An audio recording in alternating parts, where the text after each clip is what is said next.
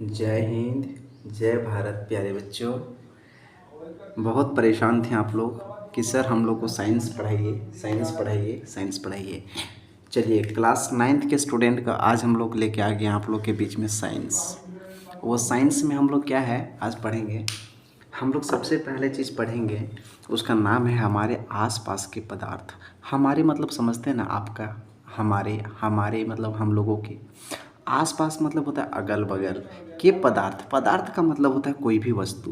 पदार्थ में क्या होता है? वस्तु। ठीक है, पदार्थ में वस्तु। Matter in our surroundings.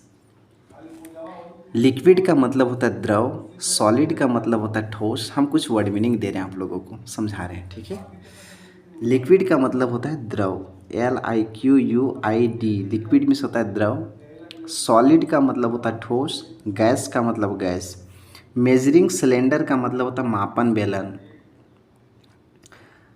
Mass miss होता है द्रव्यमान। वॉल्यूम का मतलब होता है आयतन। मेटर मिस पदार्थ। मॉलिक्यूल्स मिस अणु। और एलिमेंट मिस तत्व। और मेजर्ड मिस मापन।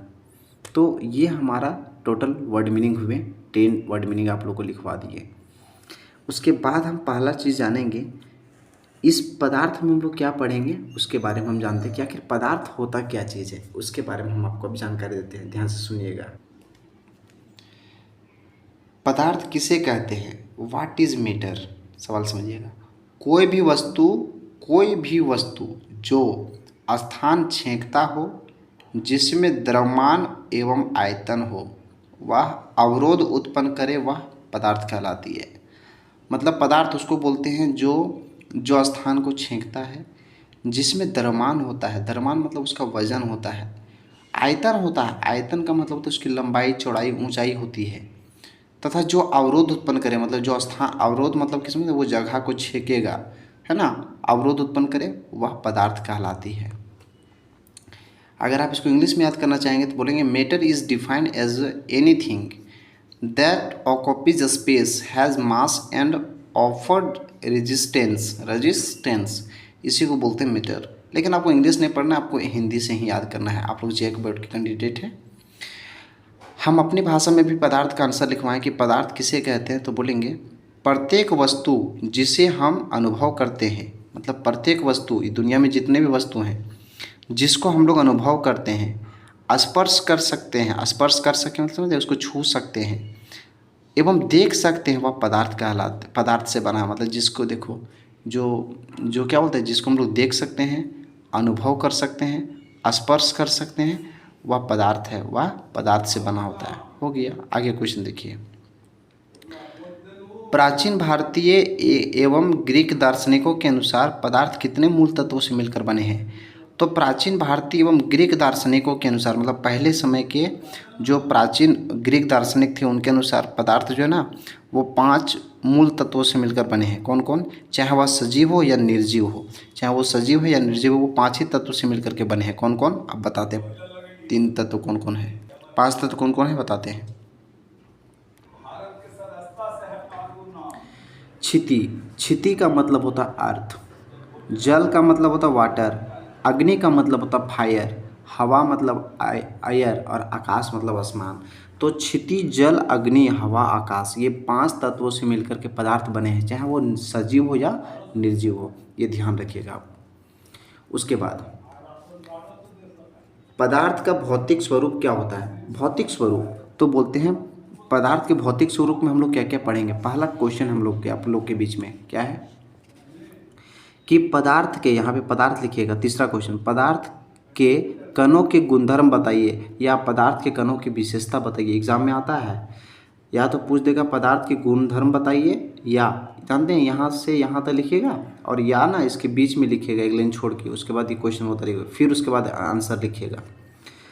पदार्थ के कणों के गुणधर्म बतावें या पदार्थ के कणों की विशेषता बताइए। तो बोलिएगा पदार्थ के कणों की गुणधर्म या तो फिर पदार्थ की विशेषता। कणों की विशेषता क्या क्या होता है?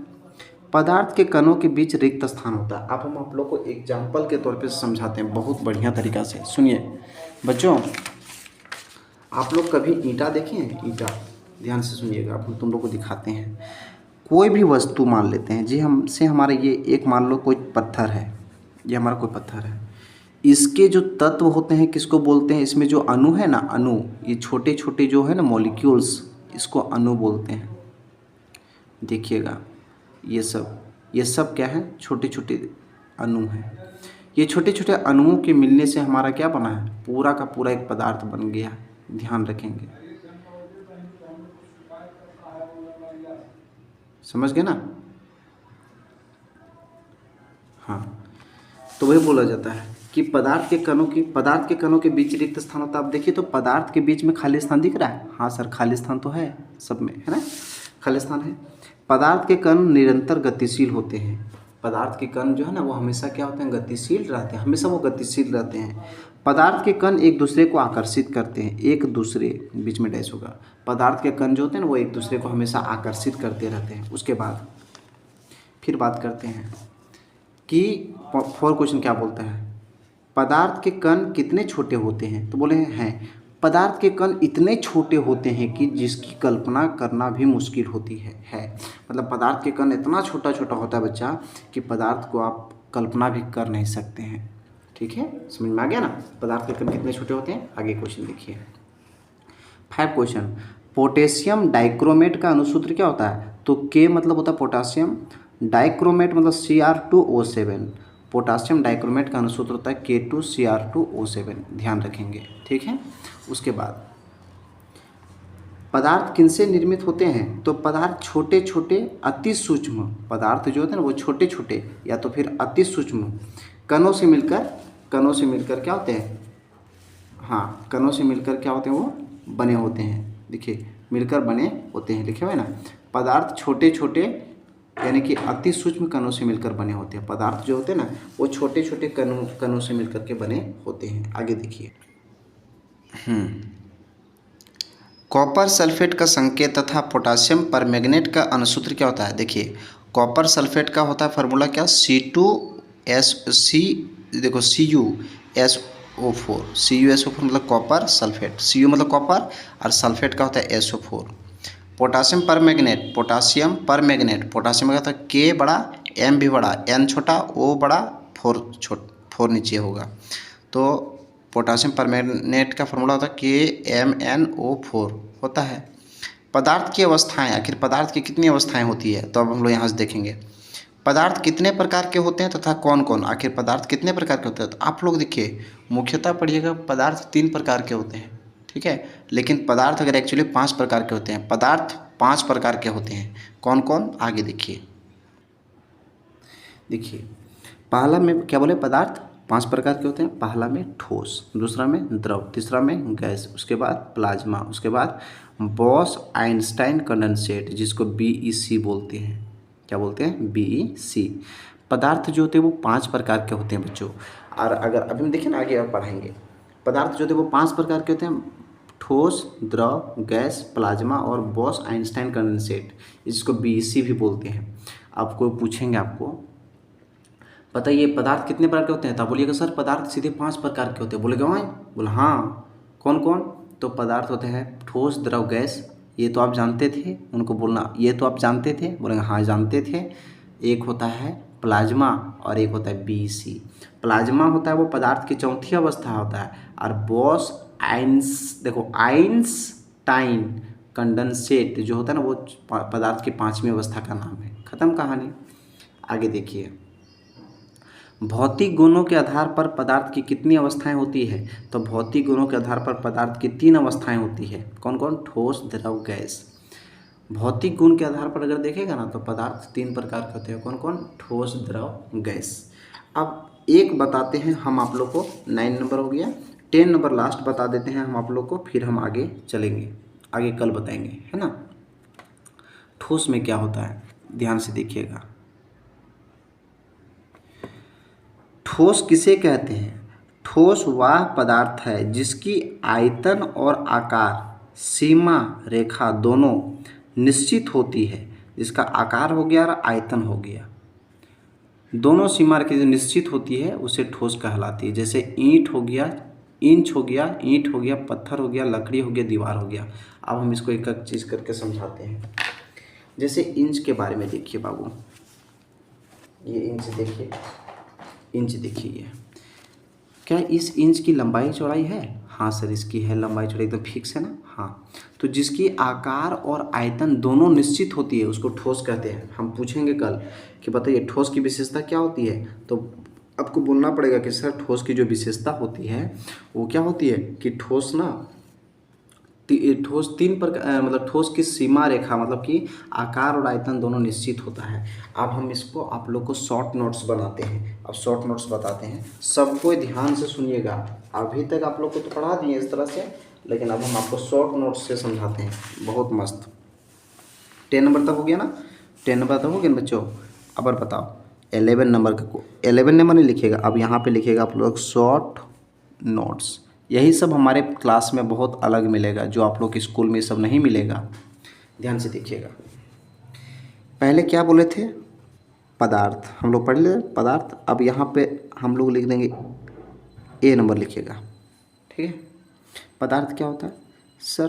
पदार्थ क्या होता है बताओ जल्दी से। पदार्थ मतलब होता है सर कोई भी वस्तु, कोई वस्तु, ठीक है, जो स्थान को क्या करता है? स्थान घेरता है, छेंकता है। हो गया, इतने जानिए। पदार्थ किसे बोलते हैं? कोई वस्तु है जो स्थान को घेरता है या छेंकता है, पदार्थ हो गया। आगे देखिए नंबर 2 नंबर बी में पदार्थ हो गया। अच्छा बोलेंगे पदार्थ जो बने होते हैं ना वो सूक्ष्म कणों से बने होते हैं, सूक्ष्म कणों से बने होते हैं, बने होते हैं। पदार्थ सूक्ष्म कणों से मिलकर बने होते हैं।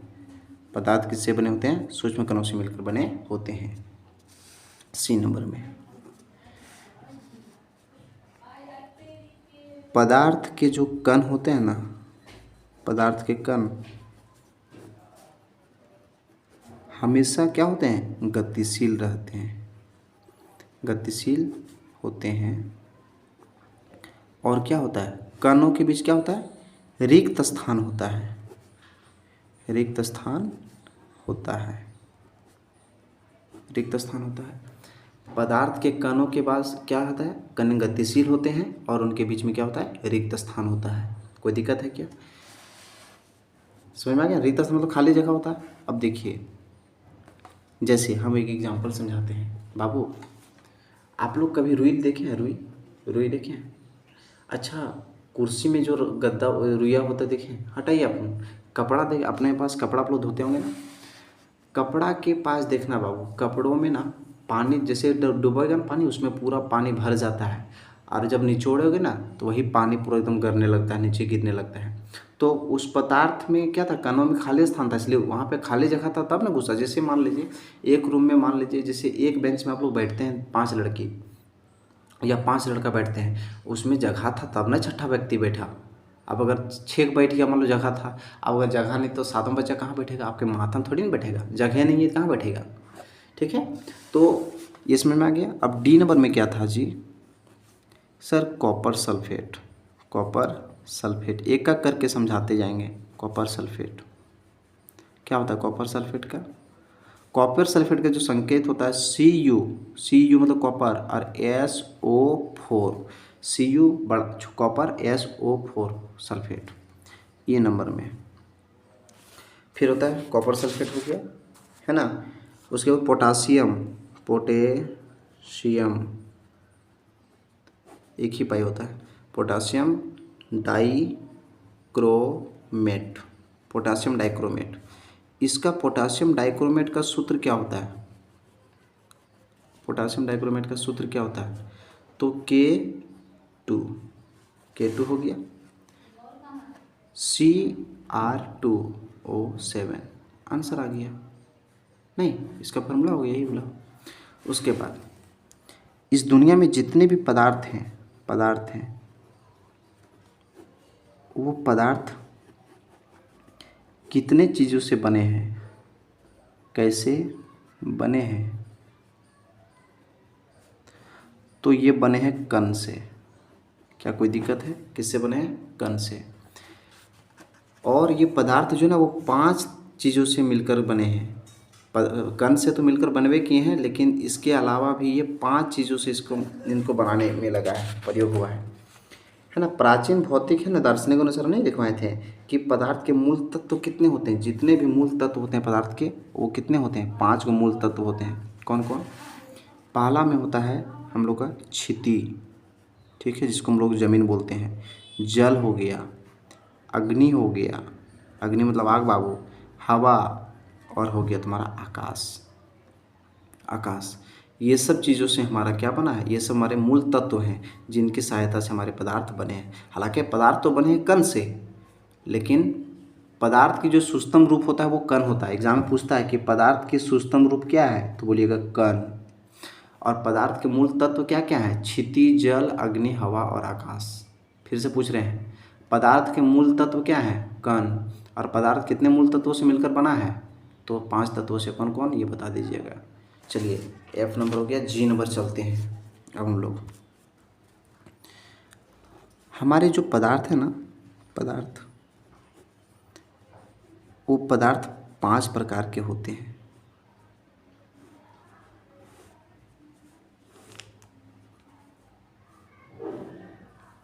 पहला में ठोस, दूसरा में द्रव, तीसरा में गैस, चौथा में प्लाज्मा, प्लाज्मा, प्लाज्मा, प्लाज्मा, उसके बाद BEC। एग्जाम में पूछेगा कि पदार्थ की 5वीं अवस्था का नाम क्या है, तो BEC। BEC का पूर्ण रूप क्या होता है, तो बॉस आइंस्टाइन कंडेंसेट। पदार्थ की 4थी अवस्था का नाम क्या है, प्लाज्मा। कोई दिक्कत नहीं है ना, समझ में आ रहा है पूरा अच्छा से? ठीक है। H नंबर में पदार्थ जो होते हैं वो भौतिक गुणों के आधार पर, समझिएगा, पदार्थ जो होते हैं वो भौतिक गुणों के आधार पर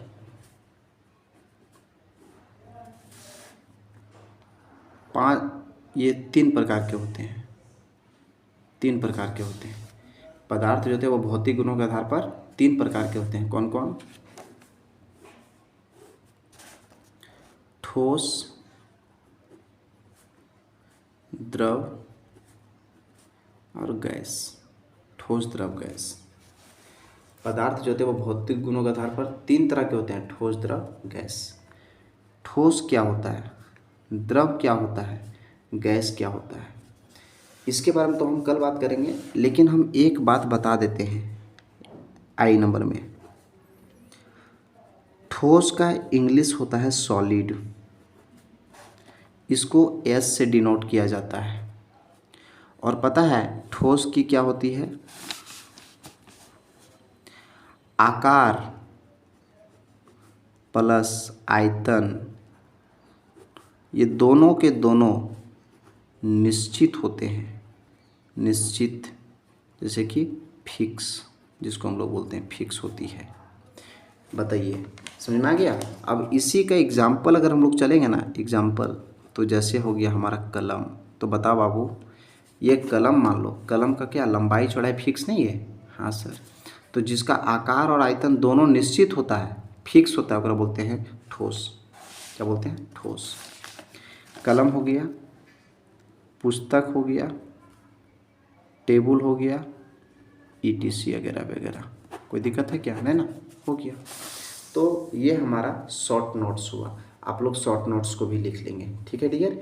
तो देखिए हम जितना ऑब्जेक्टिव, इस तरह क्वेश्चन जो लिखवाए ना, सब्जेक्टिव था क्वेश्चन उस तरह, वो आप क्या कर सकते हैं, आप उसको आप क्या कर सकते हैं, उसको याद करना है। लेकिन ये सब देखिएगा ना, ये सब देखिए, ये सब हो गया रटने वाला चीज़ है। अभी जो पहले समझाएं किताब से, और अभी हम जो लिखवाए हैं ना, ये सब जो लिखवाए हैं देखिएगा, ये सब जो हम लिखवा रहे हैं, ये सब क्या है, ये सब एकदम 5 मिनट में रिवीजन कर लीजिएगा।